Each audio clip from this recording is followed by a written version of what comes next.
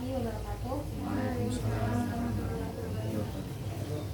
Perkenalkan, kami dari UIN Raden Mas Said Surakarta, Prodi Manajemen Bisnis Syariah, Fakultas Ekonomi dan Bisnis Islam, ingin mewawancarai Kang Santri mengenai ilmu kalam tentang perspektif Muslim Nusantara tentang takdir.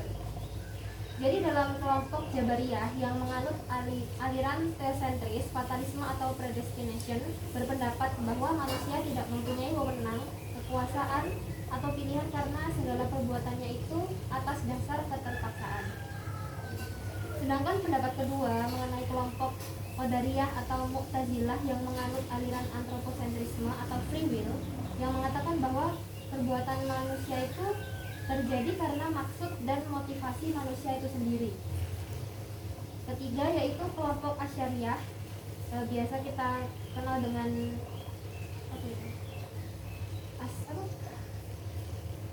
Ahli Sunnah wal Jamaah, itu yang dimana kelompok ini dikatakan kelompok yang menengahi kedua kelompok tersebut. Jadi di antara ketiga kelompok ini, manakah aliran yang pemahamannya itu mendekati Al-Quran?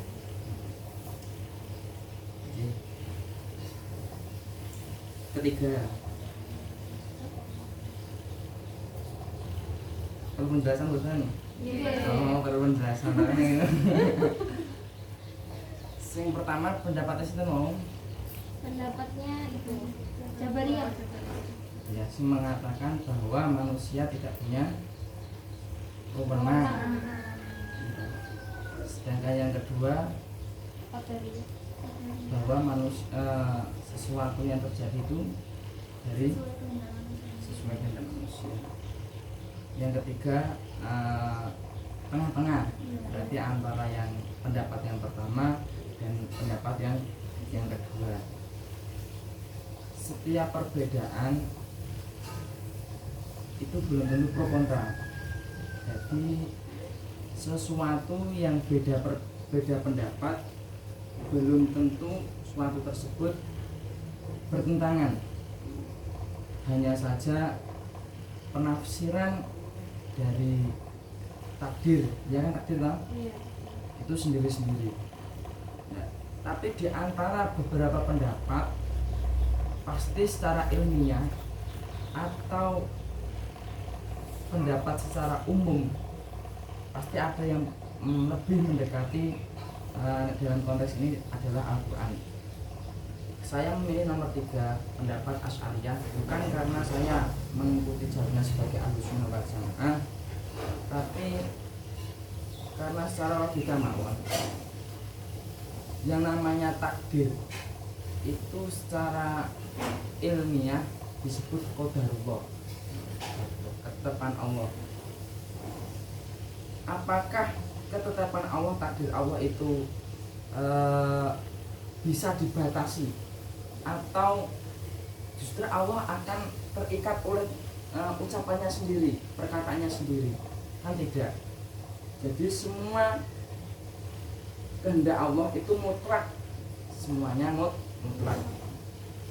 Mutlak itu apa? Ya apapun yang dilakukan oleh manusia itu semuanya kehendak Allah. Itu pendapat yang pertama. Ya, terus ada katakan ketika ada manusia bisa merubah hidupnya dengan usahanya. Jikalau ada manusia niku merubah takdirnya, misalnya orang yang bodoh belajar bisa menjadi pintar, orang yang ingin kaya bekerja keras sungguh-sungguh itu bisa menjadi pintar. Itu pun yang menjadikan pintar itu adalah qadarullah. Jadi semua usaha manusia yang bisa mengembalikan takdir, merubah takdir itu hanya Allah Subhanahu wa Ta'ala. Karena dalam Al-Quran mungkin sampun jelas, jika Allah itu membuat atau menjadikan semua makhluk hidup dan semua yang dilakukan makhluk hidup. Jadi kalau ada usaha manusia, perbuatan manusia yang bisa merubah dirinya dari awal sampai akhir itu semuanya masuk dari kategori qadarullah, semuanya ketetapan dari. Jadi pendapat yang lebih berdekatan dengan Al-Quran, karena nggak mungkin Al-Quran itu meleset. Wah, berarti nek semuanya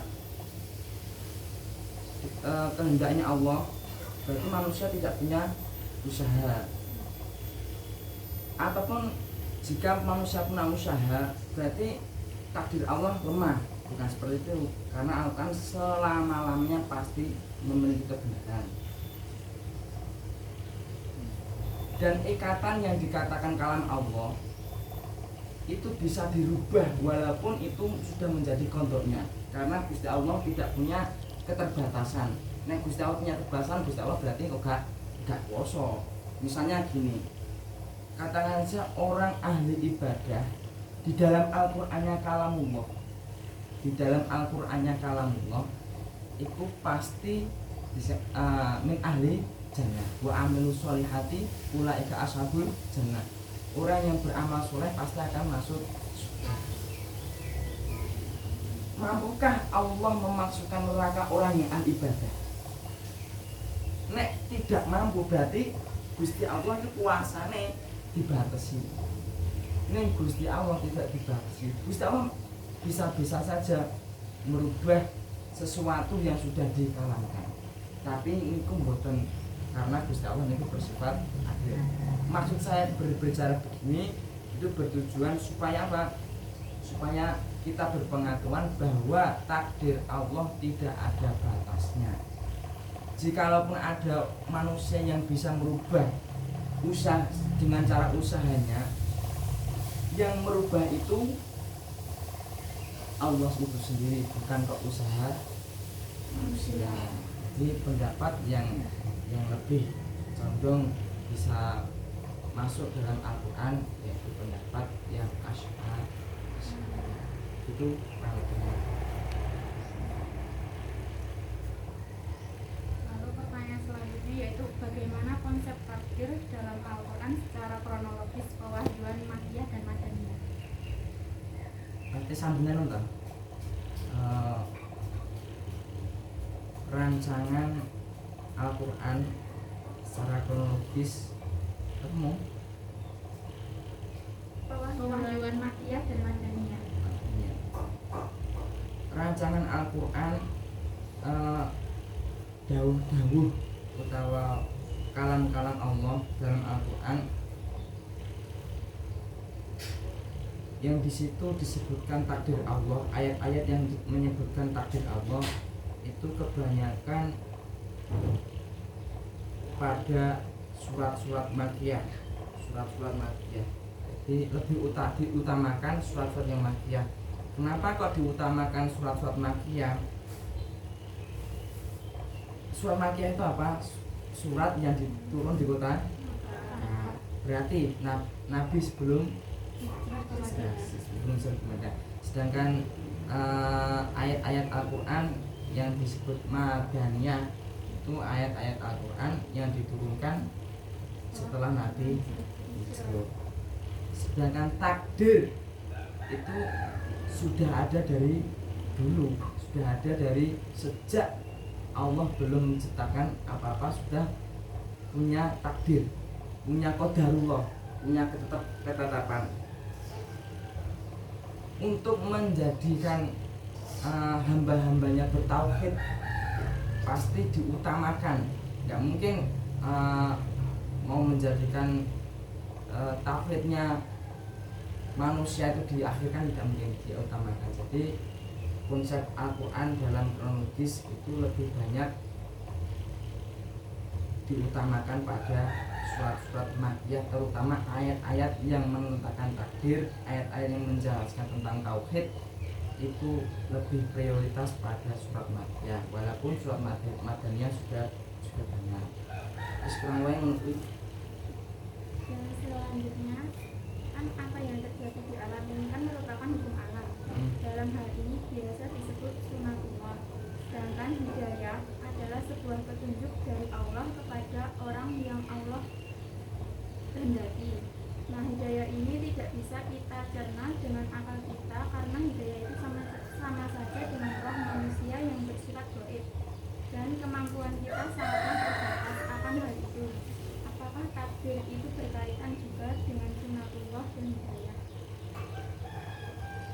berarti pertanyaannya sunatullah kalau dia berkaitan tidak dengan takdir.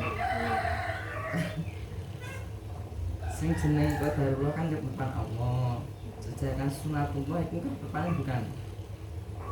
Saya tanya kembali, sunatullah itu termasuk ketetapan Allah atau tidak?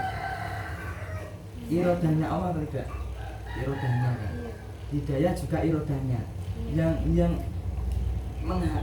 bisa mengatur hidayah itu manusia atau Allah? Allah. Berarti berkaitan dengan takdir. Pertanyaannya ulang lagi. Penjelasan. Pertanyaannya. Apakah takdir itu berkaitan juga dengan sunat? Enggak sebelumnya. Dari awal penjelasannya. Apa yang terjadi di alam ini kan merupakan hukum alam. Dalam hal ini kan biasa disebutnya sunatullah. Sedangkan hidayah adalah sebuah petunjuk dari Allah kepada orang yang Allah kehendaki. Hidayah ini tidak bisa kita cerna dengan akal kita karena hidayah itu sama saja dengan roh manusia yang bersifat gaib dan kemampuan kita kan sangatlah terbatas akan hal itu. Pertanyaannya.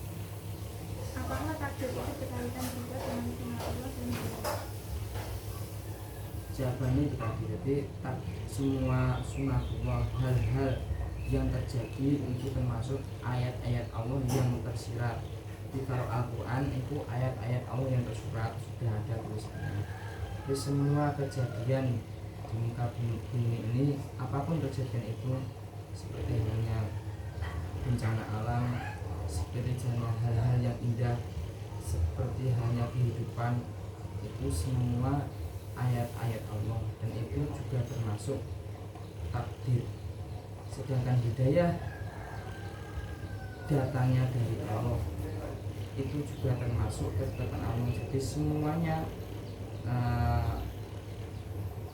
hidayah dan sunatullah itu ada kaitannya dengan takdir. Pertanyaan selanjutnya, dalam Quran surat Al-An'am ayat 96, kata takdir bermakna ketentuan atau ketetapan. Sementara itu, kata nasib dalam Quran surat Al-Baqarah ayat 202, nasib bermakna bagian dari hasil upaya dan jerih payah. Apakah takdir dan nasib itu memiliki kesamaan? Takdir karo Nasib. takdir sih ya. Nganu.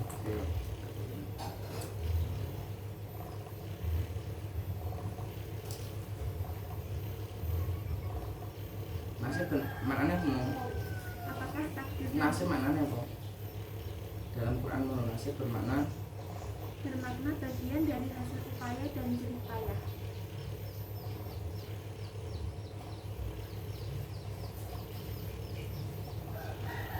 sing dimaksud nasib yaitu jatah. Jadi ketika wong itu milih jatah, yaitu nasib. Secara bahasa memang benar jika diartikan jerih upaya. Tapi itu juga termasuk kesamaan dengan takdir karena seperti halnya bahasa sodako. Sodako itu kadang maknanya ya zakat, kadang maknanya ya sedekah dan lain sebagainya. Itu seperti itu, ada kaitannya. Contohnya begini, ada orang mungkin ini apa ya? Ya wes gampang bekerja. Esok nyambut gawe, awan ya nyambut gawe, sore bengi ya nyambut gawe. Usaha manusia ben sugih wis nyambut gawe ben taun-taun ning ora sugih. Ana wong ngelengi ning pondok, kasusnya di pondok pesantren. Jadi ana apa ya? Kotak amal itu gemboke 7. Kotake santri lho. Kok gemboke 7? Pertama dompet ana kuncine. Dompet wis kuncine. Lebokne kotake ana kuncine. Lebokne lemari cilik. Iki ana kuncine. Lemari cilik ning jero lemari gede ana kuncine. Lah lemari gede ning jero kamar, kamare ya ono. Kamar ning jero pondok ya ono. Berarti usaha untuk mendapatkan harta tersebut, menyimpan harta tersebut pasti ada. Tapi apakah itu menjadi takdir atau jatah dari orang itu? Kadang ya kobongan. Nek kobongan piye? Hilang. Jadi semuanya itu jatah neng sesuai usaha manusia. Usaha manusia hanya jadi sebab yang memberi jatah apa? Gusti Allah. Lah kesamaan antara nasib dan takdir manusia itu sama-sama, hanya saja yang takdir ini itu sesuai kehendak Allah, yang nasib itu kehendak Allah yang disebabkan oleh usaha manusia. Bukan kok Allah itu disetir kanggo usaha, bukan, tapi memang Allah itu berkehendak sesuai sebab manusia. Begitu saja. Ada kesamaan.